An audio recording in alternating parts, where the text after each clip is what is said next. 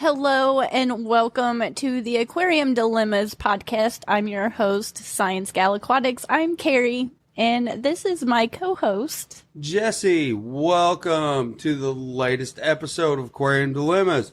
Today we're going to be talking about acclimating fish. Yes, new freshwater fish. I guess we should mention that I do keep freshwater. Only freshwater, yes. I've gone into the brackish side of things, but the majority of the fish I have are freshwater. But we've talked about the nitrogen cycle and the importance of waiting to add your fish in the last episode. So naturally, now that we've waited and our tank has cycled and it's been some time, now it's time to acclimate those new fish that you picked out. You've done your research and you're ready to go, and they're either in the process of getting to your fish room or your house, or you're going to the fish store and it's locally. You've got your fish, and let's talk about what we're going to do next.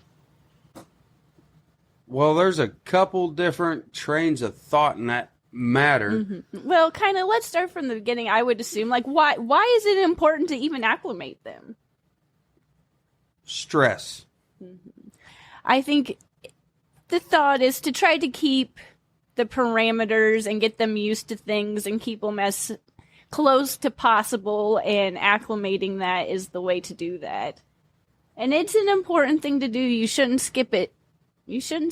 But there's been a lot of different ways over the years of fish keeping that I've tried to acclimate fish, and I didn't necessarily always understand the reasoning behind why we acclimate. So I have definitely stumbled my way into the way I do things now. The preferred and accepted method, even though it sounds horrible, is, but I love layman's terms, plop it and drop it. There's a few more steps to this, and we will explain them here just real shortly. Yes, and But plop and drop is the accepted, safest, tried and true, does not really backfire ever unless it's like a super specialty fish, like a brackish fish, or something there's always exceptions. Way outside parameters that you're not going to get at your local big box store. Yes. You'd have to go to a special fish auction, and if you're doing that, you're not the new aquarist. You're already way past me for sure, and know everything. So you're not even worried about this podcast. Yes. I would say if you're getting specialty fish that require a very specific routine and there's no room at all for wiggle room or air, then you're probably well past why we acclimate. But it is still even good to refresh why we do the small things, because sometimes it's easy to overlook the small things in your routine when even you're that experienced, you're thinking about other things, and sometimes it's easy to just kind of gloss over some of the simple things. And acclimating fish isn't necessarily the simplest thing if you get into like what's going on in the chemistry of the bag and all of like what's going on. But at the same time, it's one of the more simple things you probably are going to do when it comes to... I'll start out with, when you go to your fish store, and this is just a hot topic anyway, if you go to a big box store, even your local fish store, unless you go in there all the time, you know the owner, you know their process and everything else like that. Your big box stores, they get their fish in. Well, all those tanks all use the same water. Yeah, I assume for the most part some. The ones that our chain store here, all the tanks are the same, but our local fish store, each tank is separate. Correct. So, I mean, you don't ever want to assume anything. But you don't know if they have a quarantine process, if they even do a quarantine process. Yeah, I would say... Or if they just do, okay, we're just going to treat every tank with a little bit of medicine, and here we go, and that's what you're getting. So, you go to the store, you check out the fish, oh, okay, they finally got in what I was looking for that I've already researched. I know everything about this fish. I know what temperature it likes. I know it'll be okay in the pH of my water. It's fine. And you get it. Then comes in, even for before the acclimation, is it the only fish going in that tank, or do you already have fish in it? If it's a brand new tank and you're stocking a brand new tank, brand new aquarium, it basically is your quarantine tank. Yes, but we're not talking about quarantine tanks at like this. Well, if you already had an aquarium set up. Because whether it's a quarantine tank or it's a community fish tank and that's your only tank, the acclimation process to get them into the water is still probably going to be in somewhat the similar fashion of what works best. It will be almost identical, and we'll have to go into quarantine tanks. Yeah, that's a whole other topic. But for the sake of right now, let's say ideally you go to your local fish store that's only 5 minutes down the road. You pick out the fish that you have been researching, and it's the day to bring them home, and they're only in the bag for 5 minutes. That's ideal. Because a lot of the chemistry of the water, they haven't been in the bag long enough to go to the bathroom or excrete things long enough to change that water. So you can bring them home. And at that time, I bring home fish from the local fish store, I'll let them sit in my fish room somewhere in the corner, just in the bag for probably 10 minutes just to get used to the room temperature. And then from there, I'll put them in the tank and let them float for 15, 20 minutes. But that's because they haven't been in the bag very long. If I'm getting them shipped in from a website, or I've gone to a fish show and they've been in the hotel room for a couple of days, the process is a little bit more sped up. But at the same time, I let them try to get used to the room temperature first and then float in the tank. But if they've been in the water for a while, I will just get them out as quickly as possible. I just won't even let them float because that's just if they've been in the bag for a long time. So there's a lot of different ways to do this. And if it works for you, you have a system, then continue that. But there's a couple different ways to do it, I guess is my point. Well, there's no wrong or right way to do things. But what I think about is how long they've been in the fish bag. Well, you brought up a very good point about how long they were in the fish bag, which leads into basically stress. Mm-hmm. How long has that fish been stressed? Yes. We all understand it, but the easiest way to explain it is, unless you're in Olympic shape, do 30 sit-ups as fast as you can, and then tell me you're not going to breathe hard. Mm-hmm. Well, when you're moving fish around, they're going to get stressed. Mm-hmm. They're going to breathe more. Yes. Yes. And between stress and temperature is the two biggest things that start to lead to the downfall of the process that I'm going to talk about. Yeah, and when I first started keeping fish and being old enough to even realize you're supposed to acclimate fish, I was worried about everything. I wanted to try to match the temperature.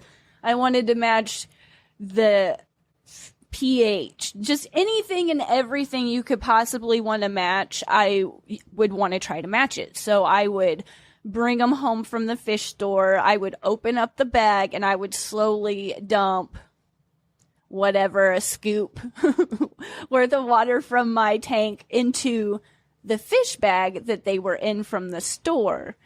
And if that's the way you want to do things, go for it. It works for you, do that. But I don't feel like it's the best way to acclimate new fish for me anymore to do that. I will explain in a little bit why that method... We'll jump around, but we'll eventually get to the point. I'll explain in a little bit why that method is not... And again, I just want to say there's no... productive. If it works for you, then that works for you. There's always exceptions to the rule. But generally, my thought process changed, and I can understand why that might not be the best way to do things, especially if they've been in the bag for a while.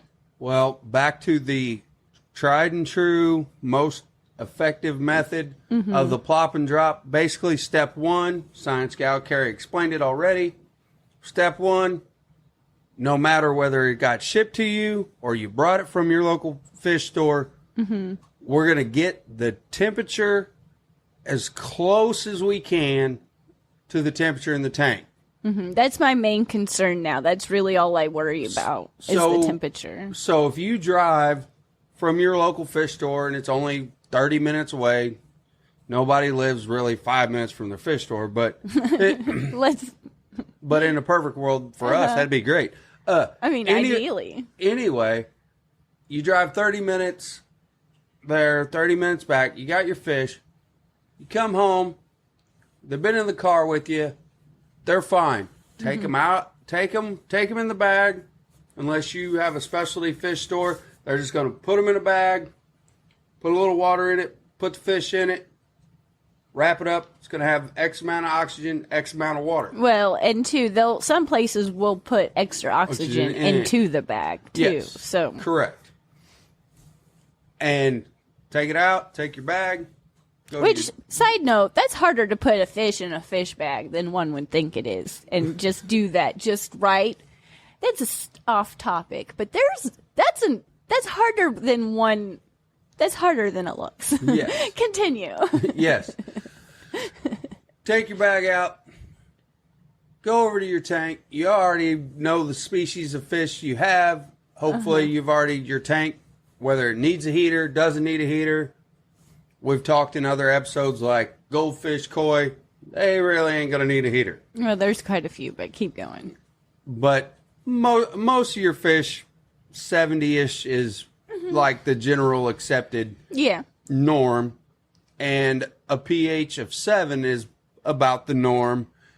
Most fish can live healthily, I can't talk now, from 6.5 to 7.5 pH. Well, and some even the guppies can go into close to 8. It's just not, they can live in a wide range of parameters. It's just ideally the ones and it's less stressful on them.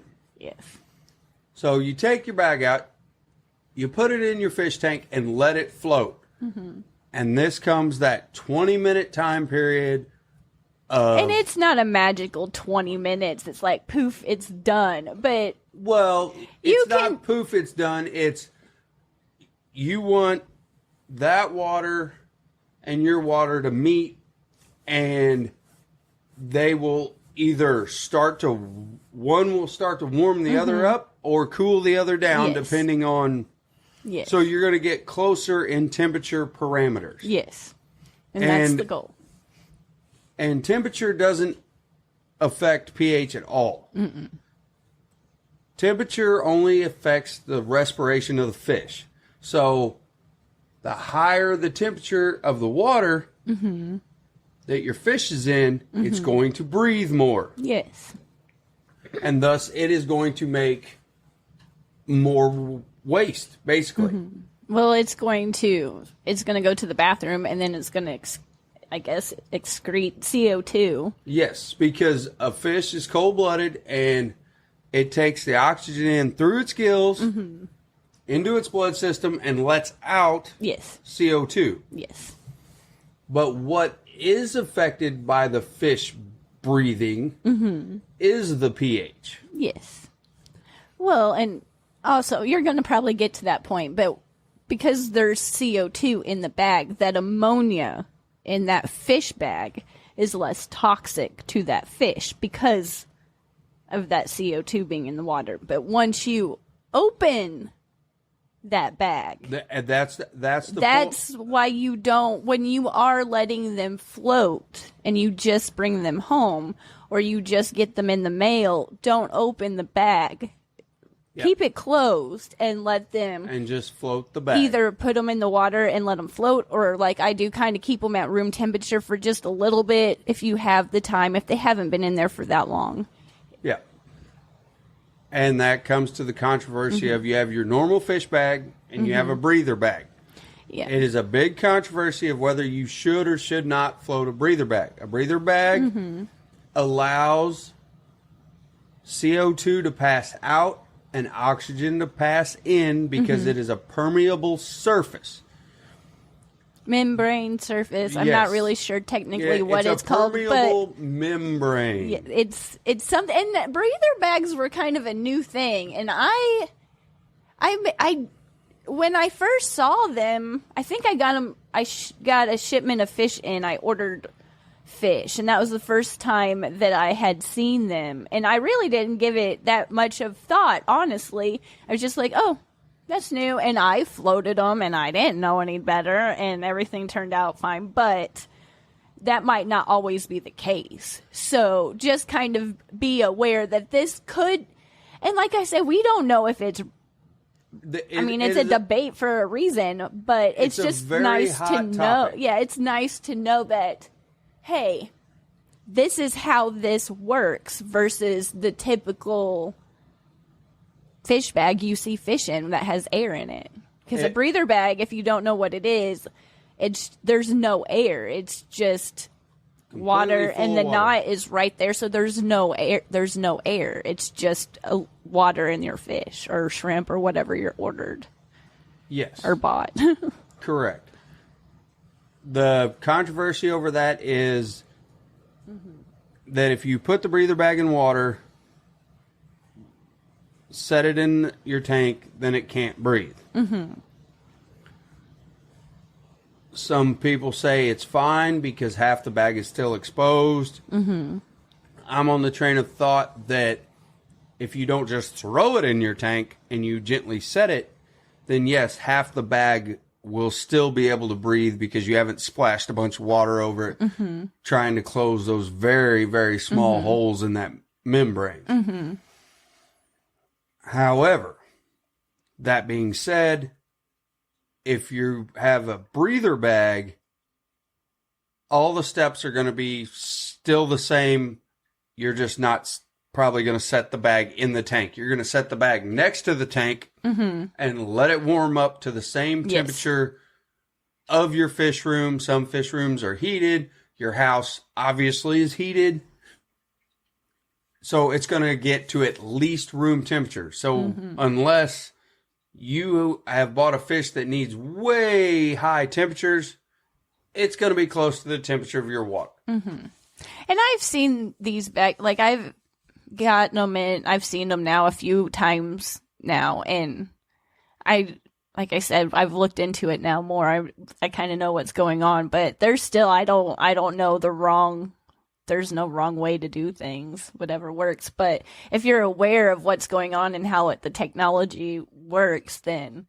But usually the ones that I get the breather bags in here recently are been from when we go to the Aquashella shows, and they've been in there for a while. So if whatever you ordered or got in has been in there for a long time, and I just don't feel like they need to be in there anymore. As soon as I get them home, I won't put the water that's in that bag ever in my tanks now. I don't do that. I'll get a 5-gallon bucket and a fish net and strain it through that and then just put them right in the tank. I don't even mess around with letting them sit at room temperature because they've just been in there for so long. They've been in there, traveling time to get to the show, the whole show, the time it took for us to get home from the show, and I just want them out. So that's more of a typical just plop and drop, because as soon as I get them home, they're going in to the tank. But I don't put that old fish water that's in the bag into the tank that they're going into. Just That is never recommended. No matter what, whether you trust your local fish store, your box store, whatever it is, you do not want to introduce anything extra into your tank. If you can help it, just don't do it. So the plop and drop is you've temperature acclimated them. You're going to cut the bag, pour the water out, pour them into a net, and then you're going to plop them into your tank. And that all sounds wonderful, but I'm going to hit you with a little bit of nerdy knowledge. The stress on that fish just from moving it is hard on it. You'll be able to look in the bag and notice it breathing, watch its gills move way more than probably what it should be. And no matter what, whether it's a breather bag or a regular fish bag, water itself, unless they actually put extra oxygen into the bag, only has about 3% oxygen, O2, in the water. And then here comes where the pH really makes a difference of why your fish might gasp, why you might see them swimming erratically when you put them in the tank if you open the bag and just kind of leave it open. Because when the fish breathes, it produces CO2, and that starts to fill up the bag. And in a regular fish bag, the higher the levels of CO2 go, and ammonia go, your pH keeps dropping. That's why you don't want to open the bag immediately. Circling back to what we kind of said earlier, while that bag is closed, even though the ammonia is high, that pH is low. And that is okay. Because of that CO2. But once you cut that bag open, then you introduce oxygen from the normal air. And that CO2 goes out. Yep. And CO2 and oxygen, anytime they're in the air, they try to balance each other out. They try to equalize. And that free ammonia from that fish will become toxic when the pH goes up. When it goes back up and it's heading towards the alkaline side, headed towards the base side or higher, then that's when you get in trouble. That's when things can go south really, really fast. And that is the biggest concern of ours. That's why the plop and drop method is so wonderful, because you've got the temperature of the water close enough. As soon as you open that bag, you're not allowing that fish to set in its own waste. It would be like you sitting in a room, eating, drinking, and defecating all in the same room all the time. You don't want to. You wouldn't want to be in that room. And they put stuff sometimes when you get fish in. I forget what it's called, but they'll put something in the water that will help absorb that ammonia. The API stress coat will do that. But it only, once you open that bag, that is going to spike. The equilibrium process will occur no matter what. Yes, it's going to. So that's the reason now once I open that bag, I just move fast. Once I open it, I just move as fast as I can to get whatever I ordered or bought into the tank. But like I said, if I have the time and they haven't been in that bag, but I don't know, 20 minutes maybe at the most, because by the time you pick them out, they scoop them, you bring them home, then I have more time because they haven't had time to excrete as much. But if they've been in the bag a while and you just have that feeling, you've been watching them, you just know when they're just extra. Know. This may be the first time. I know, but you can see them breathing. Like you said, you can see them breathing hard. They've been in the bag for 2-3 days plus, in the mail. You just, you want to get them out of that water. You, like the stuff that I used to worry about trying to match and trying to scoop water into the bag once it's open and trying to get everything acclimated just right.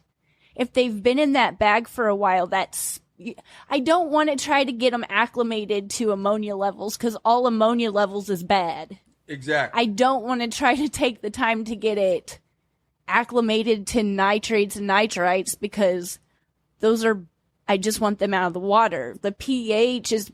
Well, you're essentially trying to cycle... If you're trying to... And the way I look at it, you're trying to cycle a little bitty bag of water if you're wanting to do it slow. Yeah. You're trying to go through the whole nitrification process. Well, and it's not. I wasn't trying to do that. That's not what I was trying to do in my head. But that's what the water is trying to do. I get that. But what I was trying to do as a more inexperienced, less researched at the time for myself fish keeper, I thought it was what I was supposed to do is to match the temperature, the pH, and anything else I could possibly try to acclimate. So I would open it up and scoop a little bit over at a time, and I would do that all day long. And now even like trying to get them acclimated to the pH, that pH swing that they're going to experience is going to be far more harmful to them than just trying to move them over to the tank water that they're going into. Absolutely. And the only one now that I see that I can actively try to help them with and get them acclimated as best as I can is temperature. Yep.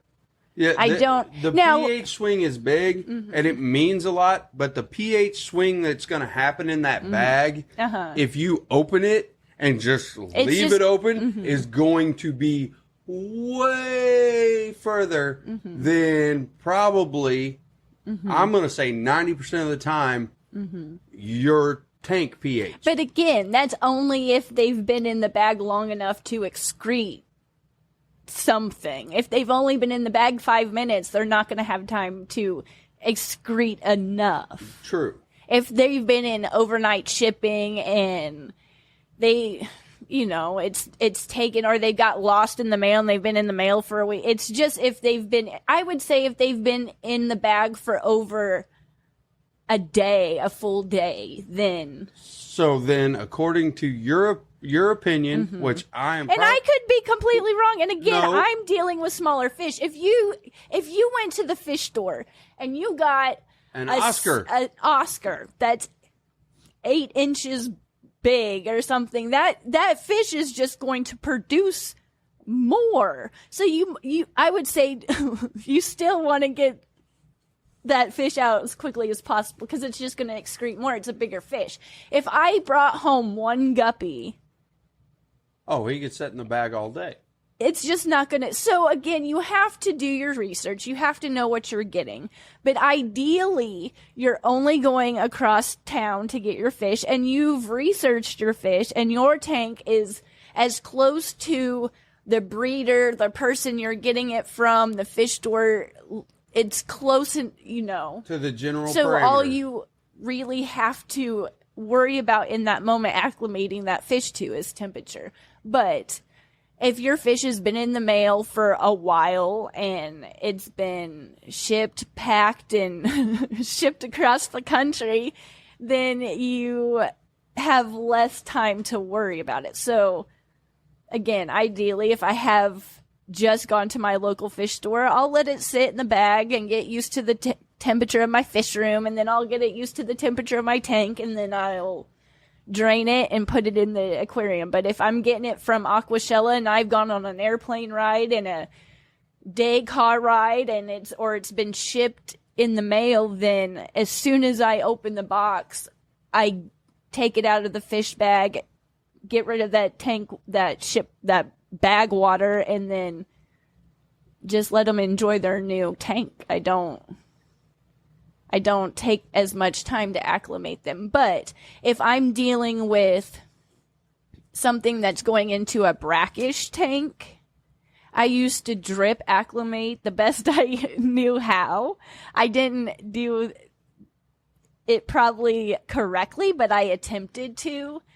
But even that, I feel like you should, especially with anything, I don't have any experience going with full salt water, so I don't know how to do anything like that. But going with brackish, it's really important to talk to the person that you're getting this fish from. If you want to buy it, see if they'll hold it.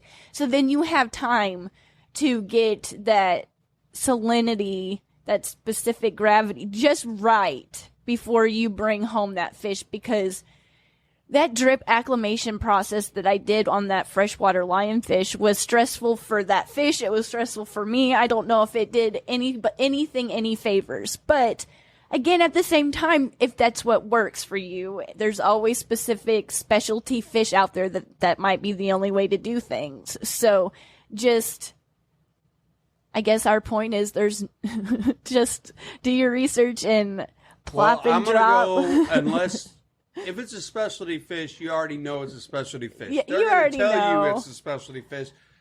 I feel like we're making this topic extremely complicated, but it's... Oh, well, I'm going to cram it down into my highlight points, and then you can hit yours. My highlight points are, number one, temperature. No matter whether it's shipped or you get it local, get it in your fish room, get temperature back to it, whether it's 10 minutes, 5 minutes, 20 minutes. Get a little bit of temperature back. Get it close to temperature of your either water or room. And I think that's more of something, I think it's easier to do in the summer when it's just naturally warmer, or spring. I think the only time that might have huge difference, they might come in extremely cold, is in the wintertime or fall time. Yes, I agree. I 100% agree with that. But I also agree with your earlier statements of temperature, because that is what affects the fish breathing, and that is what fires off the whole pH, the CO2 and pH process. So if you can calm that fish down a little bit and just let it chill out a minute, so then when you open that bag and you're ready to pour it out, you pour it right out. It's going to be stressed. You netting it, obviously, but then you can get it right into its brand new home, and the temperature is not going to be a shock to it. It's going to have plenty of oxygen that way, and it's not going to be sitting in all that waste, ammonia, CO2, everything that little bit of water trying to figure itself out. Because if you open that bag and you let it spike, all you're going to do is have a sick fish or a dead fish. Yeah. I used to worry, I tell you, when I used to worry about everything, trying to match it, there's no words to express how bad I used to worry about that. And now, I mean, that's really all I try to worry about is if I have time, then I just worry about trying to get the bag temperature close to the tank that they're going into. And turn off the lights, too. Just think about your fish, what's going to cause stress. And if you have a lot of tank mates, even if they're guppies and a lot of live bears and stuff on the peaceful side, feed them so they're not super hungry. Turn off the lights and let them float for a little bit until you can just try to think about what you can do to just calm everything down so they won't be so nippy. In my head, they're not as nippy if they're fed, and if the lights are turned off, then they can feel a little bit more safe, go find a hidey spot. Well, and if they've been shipped in a box, they've been in the dark. You don't want to just drop them in front of a super bright light. And there's been times, too, like I've been super excited, so I've opened the box, but I've left them in the, like, just kind of put them off to a corner, the fish bag or the fish box, whatever the fish store puts them in. I'll put them off to the corner and I'll look up and I'll open it up, but I'll put a towel back over them or something, kind of keep them dark, and just kind of think of what I can do to just combat any type of stress. And it's hard. You can't solve everything, but just do whatever I think I can do the best. But turning off the light, even something that simple, can help. Just make them feel that much more safe. Yeah, absolutely. I 100% agree. I guess it just comes down to how long they've been in the fish bag, what you should do, how quickly you should move. But once you open, no matter what, once you open that fish bag, it doesn't matter whether it's a breather bag, whether it's just a regular move fast. fish bag. You do not want to dilly-dally. You want to have another bucket, get rid of that old water, have a net, dump that fish right in that net, and get it into its brand new home. Yeah. I used to just cut open the bag and put fish, water, everything right into the tank, and I used to get ick all the time, and I don't get that as much anymore, and I wonder why. So definitely a good fish net. You can clamp it to the bucket so it doesn't move, because that took me a while to just be like, clamp it. It won't move around. But just pour that dirty fish water right through that fish net, catch it in that 5-gallon bucket. If any of the fish jump, they're right there so you can grab them. But just once you open up that fish bag, just move fast and put those fish right in there, or shrimp, or whatever you ordered. And my pro tip for fish bags is don't take the rubber band off. Don't take the rubber band off. This is going to sound goofy. We used to try to save those fish bags, and I never understood why I did that. I never used them. I never needed them, but I always would try to save all that stuff, and I was just a pack rat. And now just cut the fish bag open. Just cut the corner. The bottom corner. Cut the one of the lower bottom corners on an angle. Your fish will come out easier. You'll be able to tell if you didn't get all your fish out, which is one of our mistakes. Yeah, pro tip. Always check the fish bag like 2 or 3 times. Even if you think, and you got all the fish out.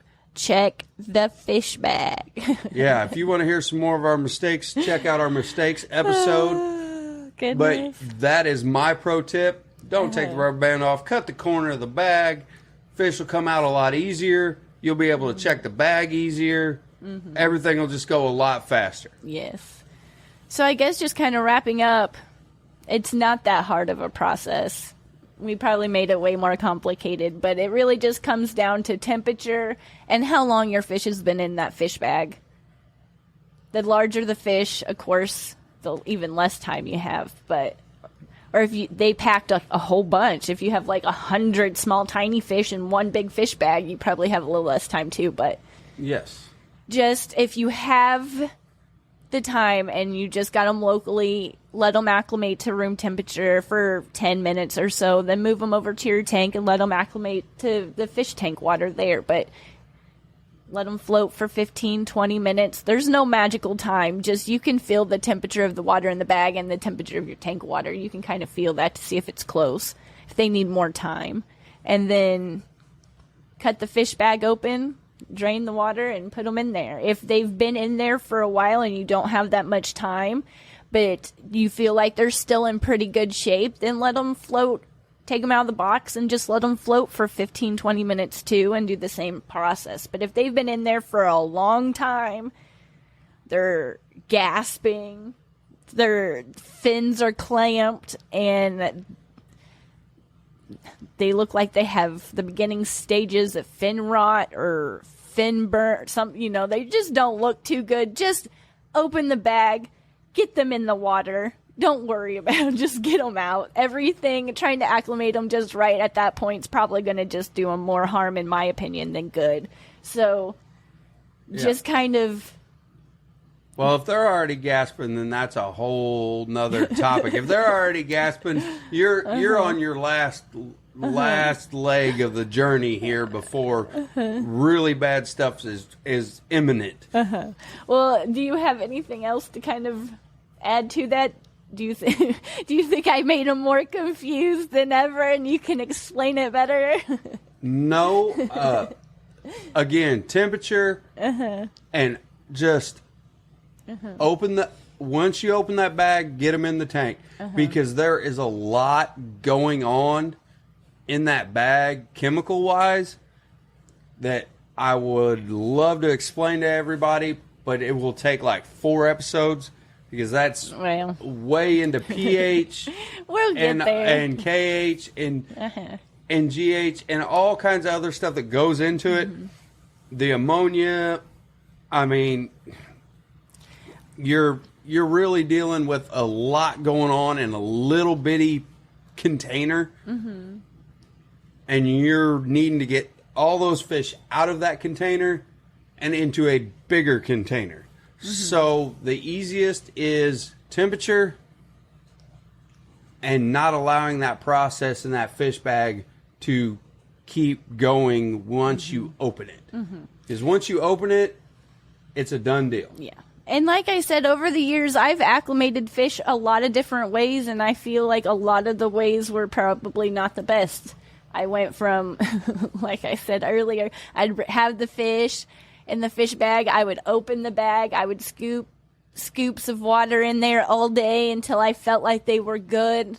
And then I went from that to trying to learn how to drip acclimate. And then from that to floating to now I just tried to look at the situation and how long they've been in there and just kind of judge how good they look. And basically with that, just kind of going with the temperature.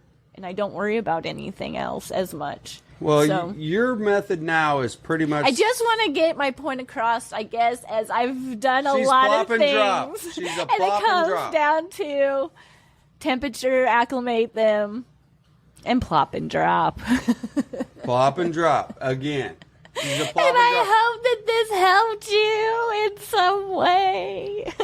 And there is a whole series out there. Uh-huh. What is it? Keep Fish Keeping Simple? Simple Fish Keeping. Simple Fish Keeping on YouTube that discusses all kinds of questions. Mm-hmm. Yeah. ScienceGal's on there. A bunch of other very knowledgeable fish keepers are on there. And they all answer this same question. Yeah. And it was a lot of the same answer, but I will leave the surprise to what that answer is to you to go check it out on the ScienceGal Aquatics page on YouTube. But thank you so much for listening and tuning in. And if you've made it this far, thank you. We appreciate you more than you can ever know. And if you would like to check out the memberships on ScienceGal Aquatics, the channel on YouTube where you can watch this podcast too, check us out over there. Yep. Thank you for tuning in and listening. We will have another dilemma. I would love to go into pH with you guys very deeply, and we can talk about what it really means and how it affects your little glass box. Yeah, we'll get there. I'm not really sure what we'll talk about next, but we're excited to find out with you. So when you're here next time with us, you'll find out too what we're going to talk about.